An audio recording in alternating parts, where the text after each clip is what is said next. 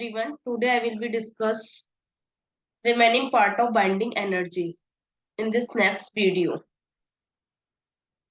Now I want to tell you guys how to evaluate binding energy and how is the evaluation of binding energy done. As you know that Einstein का बहुत ही well known result है delta E equal to delta M C square.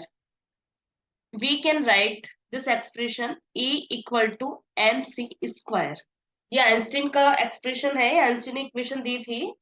ये equation क्या बताती है? Energy को हम मास में और मास को एनर्जी में चेंज कर सकते हैं। इस इक्वेशन से हम एनर्जी को मास में और मास, यहाँ पर हम बहुत ही सिंपल एग्जांपल देखेंगे। जब हमारे मास में इलेक्ट्रॉन और पॉजिट्रॉन जिनके पास फाइनाइट मास होता है, ये इलेक्ट्रॉन और पॉजिट्रॉन दोनों एंटी पार्टिकल हैं, जिनकी रेस्ट मास एनर्जी जो होती है वो हम इसी इक्वेशन से फाइंड आउट करेंगे। इलेक्ट्रॉन और पॉजिट्रॉन की वो हम सब जानते हैं कि इनकी रेस्ट मास एनर्जी जो होती है वो energy corresponding to rest mass, mass of electron,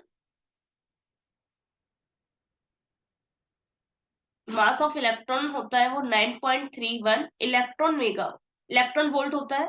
then speed of जो लाइट होती है वो होती है 3 × 10⁸ मीटर पर सेकेंड। इन दोनों वैल्यू को हम इस एक्सप्रेशन में रखें, पुट करेंगे।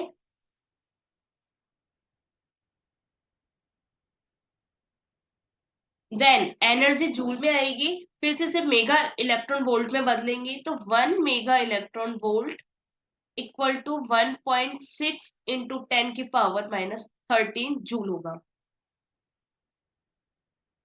Electron and positron, electron and positron दोनों की रेस्ट मास एनर्जी जो होगी वो आएगी 0.51 mega electron volt. Einstein equation में पुट करके energy, mass of electron and speed of light joule में आएगी। जूल में जो आएगी उसे हम मेगा इलेक्ट्रॉन वोल्ट में चेंज करेंगे। तो हमारे पास में जो रेस्ट मास और एनर्जी आएगी इलेक्ट्रॉन की आएगी 0.5 mega electron volt, then positron की आएगी 0.51 mega electron volt. Both are particle anti particle, electron और पॉजिट्रॉन दोनों एक दूसरे के एंटी पार्टिकल हैं। यदि इलेक्ट्रॉन और पॉजिट्रॉन आपस में मिलते हैं तो 2 या 2 से अधिक गामा रेज ऑब्टेंड होगी। जब ये इलेक्ट्रॉन और पॉजिट्रॉन दोनों एंटी पार्टिकल आपस में मिलेंगे, इन दोनों को मिलाएंगे तो यहाँ से 2 या 2 से ज्यादा गामा रेज हमें ऑब्टेंड होती हैं और जो एनर्जी है वो गामा फॉर्म में मिलती है। एनर्जी जो मिलेगी वो हमें गामा फॉर्म में मिलेगी। गामा रेज जो निकलती हैं वो एक दूसरे के अपोजिट डायरेक्शन में होती हैं। गामा रेज जो होंगी वो एक दूसरे के अपोजिट डायरेक्शन में मिलेंगी हमें।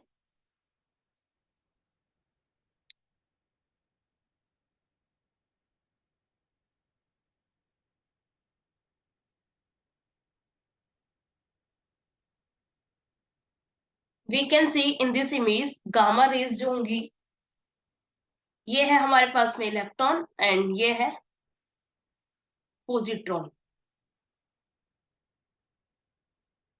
जब दोनों आपस में मिलेंगे एंटी पार्टिकल तो यहाँ से 2 गामा रेज ऑब्टेंड में होंगी। देन गामा रेज जो निकलती हैं वो एक दूसरे के अपोजिट डायरेक्शन में मूव करेंगे और ये लीनियर मोमेंटम कंजर्वेशन तभी बनता है क्योंकि अगर ये दोनों इलेक्ट्रॉन और पॉजिट्रॉन अपोजिट डायरेक्शन में आते हैं तो इनका जो मोमेंटम जो होगा वो 0 होता है। Electron and positron, like this equation.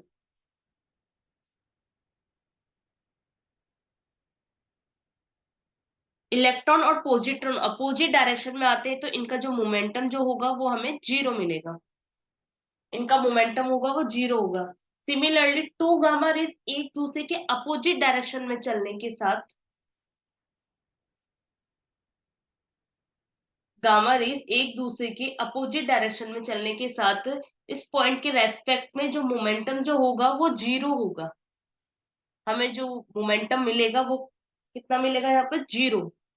तो मोमेंटम कंजर्वेशन के लिए जरूरी नेसेसरी है दो गामा रेज ऑलवेज एमिट हो।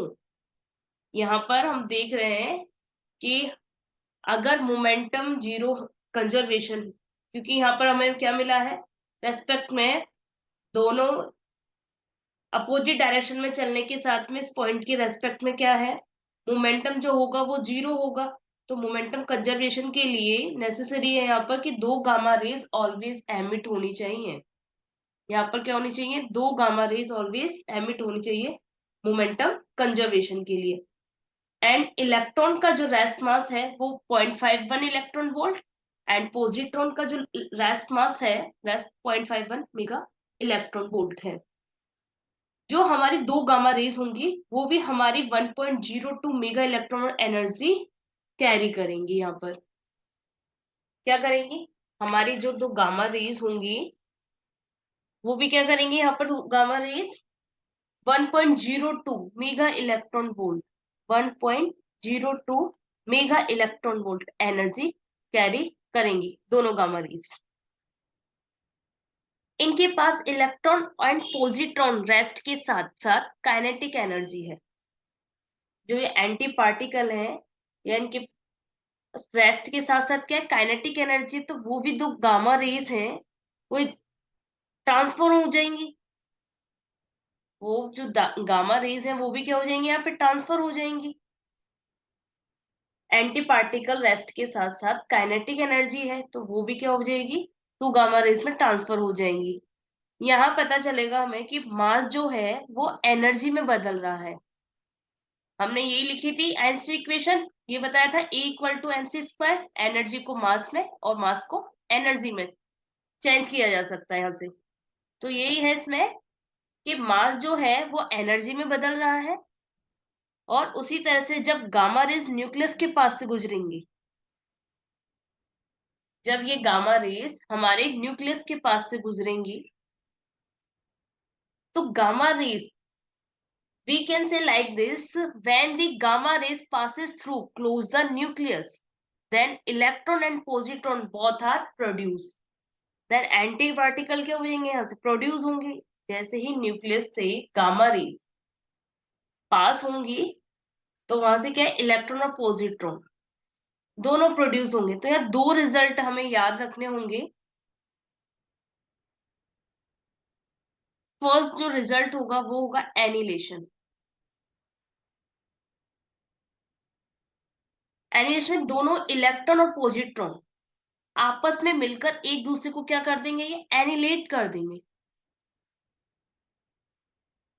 एनिलेशन में क्या होगा, दोनों electron anti particle electron and positron आपस में मिलकर एक दूसरे को एनिलेट कर देते हैं। तो हमारा जो ये एनिलेशन पेयर, इसे हम क्या बोलेंगे, जो पेयर जो बनेगा गामा रेज थ्रू हो रही है, मैंने आपको बताया था, इसे हम क्या बोलेंगे, एनिलेट करके इसे हम बोलते हैं पेयर एनिलेशन। ये हमारा हो गया पेयर एनिलेशन। एंड सेकंड है, दो रिजल्ट मिलेंगे हमें। फर्स्ट रिजल्ट जो है वो है एनिलेशन, सेकंड है पेयर क्रिएशन या पेयर प्रोडक्शन। पेयर प्रोडक्शन भी बोलते हैं इसे, पेयर क्रिएशन।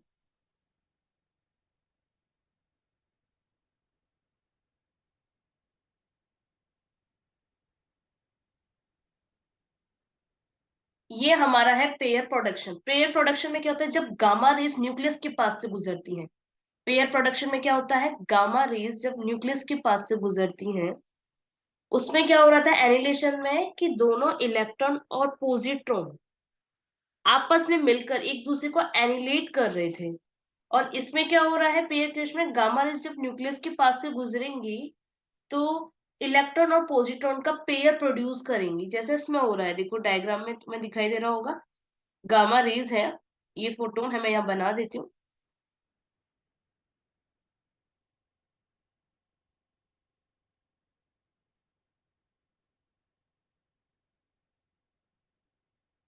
ये फोटोन है, ये न्यूक्लियस है हमारा। क्या मिलेंगे हमें? इलेक्ट्रॉन एंड पॉजिट्रॉन, ये फोटोन। तो इसमें क्या हो रहा है हमारा, गामा रे जब न्यूक्लियस के पास से निकलती हैं तो इलेक्ट्रॉन और पॉजिट्रॉन का पेयर प्रोड्यूस होता है। Now we can say that pair creation and pair annihilation both are opposite of each other. हम बोल सकते हैं यहाँ पर जो पेयर क्रिएशन, जो दो रिजल्ट है, पेयर एनिलेशन है, ये दोनों क्या है, एक दूसरे के अपोजिट है। या एनर्जी ऑलवेज 1.02 इलेक्ट्रॉन वोल्ट या more than gamma and neutron, electron plus positron. क्या होगा इसमें, यहाँ एनर्जी जो होगी हमारी वो ऑलवेज ग्रेटर देन होगी 1.02 मेगा इलेक्ट्रॉन वोल्ट से। तभी हमारा यहाँ पर क्या होगा, पेयर क्रिएशन होगा या पेयर प्रोडक्शन होता है। इस केस में जब हमारी एनर्जी क्या हो जाएगी, 1.02 मेगा इलेक्ट्रॉन वोल्ट से ग्रेटर देन हो जाएगी, इसकी इक्वल हो जाएगी, तभी हमारा यहाँ पर क्या होगा, पेयर क्रिएशन होता है या पेयर प्रोडक्शन होता है। इसकी एनर्जी ऑलवेज, इनकी क्या होगी, इसकी जो एनर्जी है वो ऑलवेज इनके anti particle electron and positron rest mass energy से ज्यादा होनी चाहिए। किससे? इनके एंटी पार्टिकल की रेस्ट मास एनर्जी से ज्यादा होनी चाहिए। जो यहाँ एनर्जी होती है वो 1.02 मेगा इलेक्ट्रॉन वोल्ट की होती है। तो ये एनर्जी काइनेटिक एनर्जी की फॉर्म में इलेक्ट्रॉन और पॉजिट्रॉन को मिल जाती है।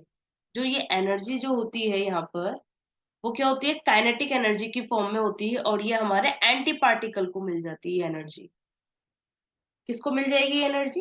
Anti particle electron and positron को मिल जाती है। यहाँ जो एनर्जी है वो मास में चेंज हो जाएगी, और जो ये एनर्जी जो मिलेगी वो किस में कन्वर्ट हो जाएगी, मास में।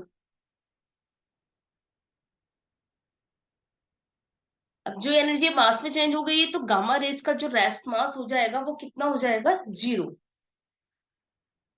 रेस्ट मास, गामा रेज का रेस्ट मास 0 हो जाएगा। Rest mass of gamma rays 0।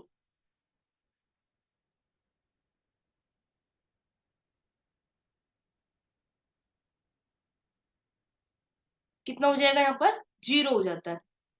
तो उसी तरीके से गामा रेज का जो रेस्ट मास है 0 है, तो इनका जो डायमेंशनल मास जो होता है वो कितना होगा, एक मिनट, इनका डायमेंशनल मास जो होगा, डायमेंशनल जो मास होगा वो एच न्यू अपॉन सी स्क्वायर होता है। इनका डायमेंशनल मास जो हो जाएगा वो होता है एच न्यू अपॉन सी स्क्वायर होता है। Dimensional mass and rest mass में जो डिफरेंस होता है वो मैं आपको बता देती हूँ।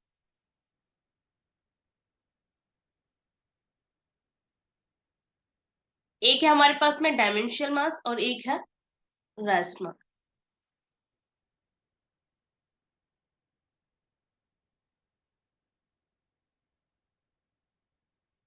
And rest mass. इनमें जो डिफरेंस होता है वो, डायमेंशनल मास में क्या होता है, जब कोई ऑब्जेक्ट मोशन में हो, तो लाइट है, जो लाइट है वो हमारी इलेक्ट्रोमैग्नेटिक रेडिएशन में है। जब कोई ऑब्जेक्ट क्या होगी, मोशन में होगी, तो लाइट जो होगी वो हमारे इलेक्ट्रोमैग्नेटिक रेडिएशन में है, से चलती है। अब देखो वो सभी वेलोसिटी ऑफ लाइट से चलती हैं। वेलोसिटी ऑफ लाइट से जितने भी पार्टिकल चलते हैं उनका जो रेस्ट मास होता है वो ऑलवेज 0 होता है। जो भी हमारे पार्टिकल हैं हम बोल सकते हैं वो सभी अगर वेलोसिटी ऑफ लाइट से चलते हैं, तो वेलोसिटी ऑफ लाइट से जितने भी पार्टिकल चलते हैं उनका रेस्ट मास क्या होता है, ऑलवेज 0 होता है। रेस्ट मास क्या होगा, 0 होगा। जैसे मैंने अभी आपको बताया है कि जब ऑब्जेक्ट क्या हो, मोशन में हो, ऑब्जेक्ट क्या हो, मोशन में हो,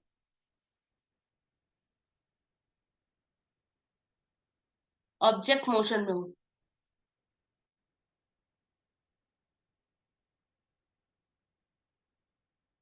जो लाइट होगी वो हमारे इलेक्ट्रोमैग्नेटिक रेडिएशन में है। जो लाइट है वो इलेक्ट्रोमैग्नेटिक रेडिएशन में, तो सभी वेलोसिटी ऑफ लाइट से चलते हैं। सभी पार्टिकल जो होंगे हमारे ऑब्जेक्ट होंगे वो वेलोसिटी ऑफ लाइट से चलते हैं। तो वेलोसिटी ऑफ लाइट से जितने भी पार्टिकल चलते हैं उनका रेस्ट मास जीरो होता है, वो ऑलवेज जीरो ही होगा। और उनके पास जो मास होता है वो डायमेंशनल मास होता है। कौन सा मास होता है? वो डायमेंशनल मास होता है। और रेस्ट मास में क्या होता है? कोई भी ऑब्जेक्ट है रेस्ट पर है तो उसका जो मास है वो रेस्ट मास होगा। when the object when the object on rest, then rest mass will be, क्या होगा? ये इनका रेस्ट मास होगा। कोई भी ऑब्जेक्ट रेस्ट पर है तो उसका जो मास है वो रेस्ट मास होगा। then mass will be rest mass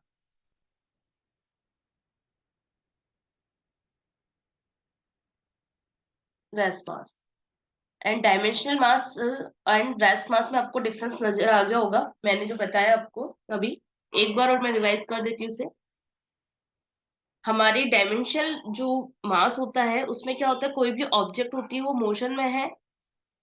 जो लाइट है वो हमारे इलेक्ट्रोमैग्नेटिक रेडिएशन है, वो सभी वेलोसिटी ऑफ लाइट से चलते हैं। वेलोसिटी ऑफ लाइट से जितने भी पार्टिकल चलते हैं उनका जो रेस्ट मास होता है वो ऑलवेज जीरो होता है। उनके पास जो मास होता है वो डायमेंशन मास होता है, और जो डायमेंशन मास होगा वो फोटोन की जो एनर्जी होगी, मैं आपको बता देती हूँ। फोटोन की जो एनर्जी होगी, ये dimension mass H nu upon C. यहाँ पर जो एनर्जी है वो 1.02 मेगा इलेक्ट्रॉन वोल्ट, उसका कंजर्वेशन हो गया है।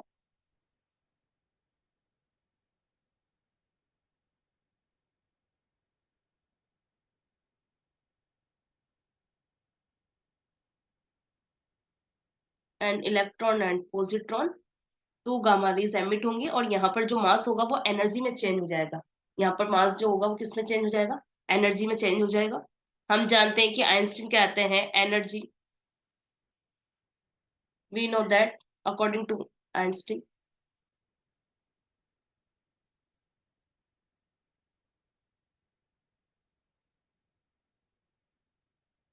एनर्जी मास में, मास एनर्जी चेंज किया जा सकता है। ये पूरा कंसेप्ट जो है बाइंडिंग एनर्जी को समझने के लिए मोस्ट इंपॉर्टेंट है। हमें समझना है बाइंडिंग एनर्जी हमारी किस तरह से क्रिएट होती है।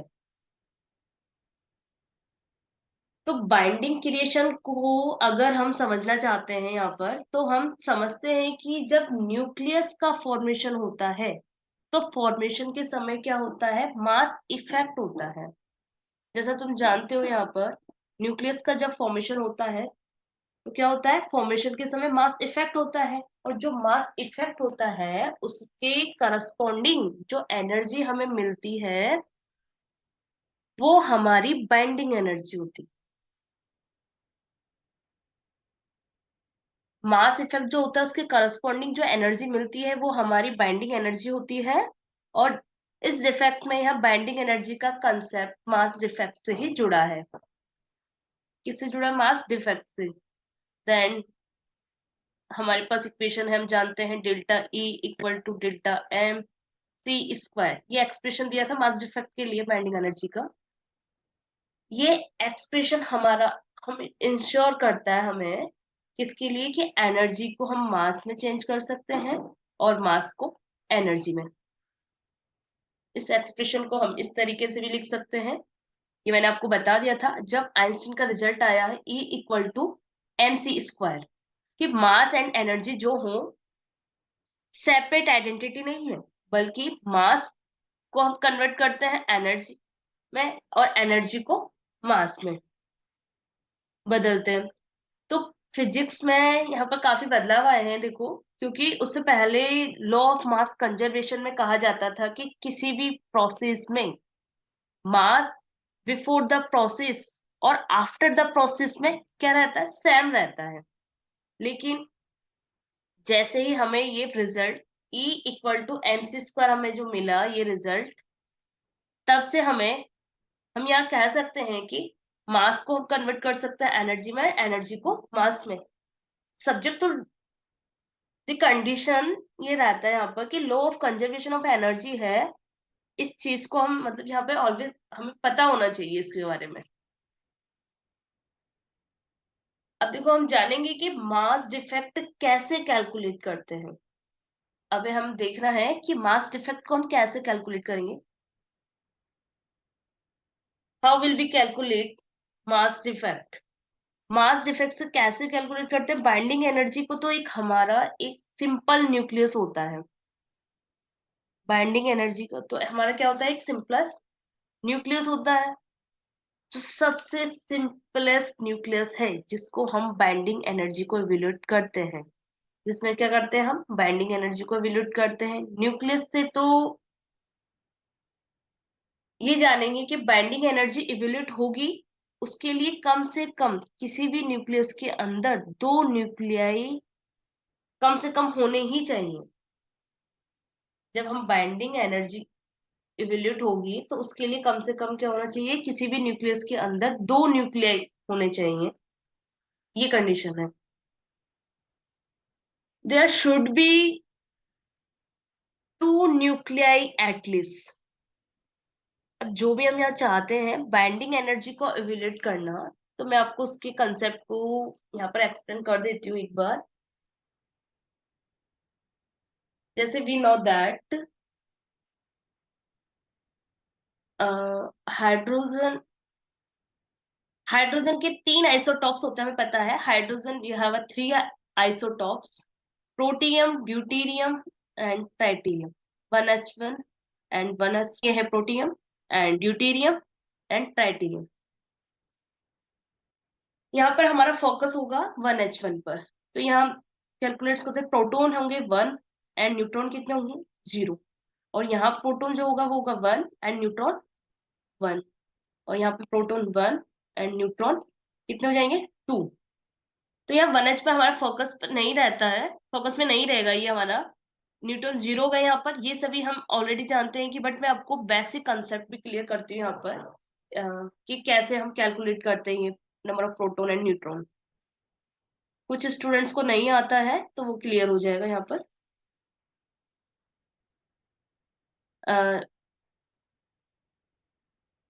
एग्जांपल लेती हूँ मैं, जैसे लाइक एक्स, कोई भी एलिमेंट है यहाँ पर, ये जेड है, ये ए है।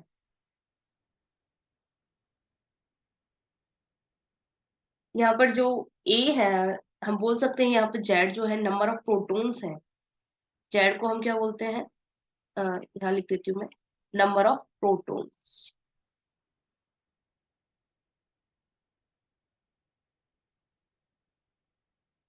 एंड यहाँ पर जो है नंबर ऑफ प्रोटॉन्स हो गया, ए है हमारा मास नंबर, जिसे हम बोल सकते हैं टोटल नंबर ऑफ न्यूक्लियॉन्स। किसकी इक्वल होता है ये? N plus Z, total number of nucleons की इक्वल होता है ये। यहाँ से हम क्या है, नंबर ऑफ न्यूट्रॉन्स भी कैलकुलेट कर सकते हैं, N equal to A minus Z. A जो होता है वो है हमारा total number of nucleons, number of nucleons. आप जानते हो ये एलिमेंट को एटॉमिक नंबर भी बोलते हैं। एटॉमिक नंबर जो होता है नंबर ऑफ प्रोटॉन्स के इक्वल होते हैं। Atomic number, atomic mass, and यहाँ से हम कैलकुलेट करेंगे नंबर ऑफ न्यूट्रॉन्स।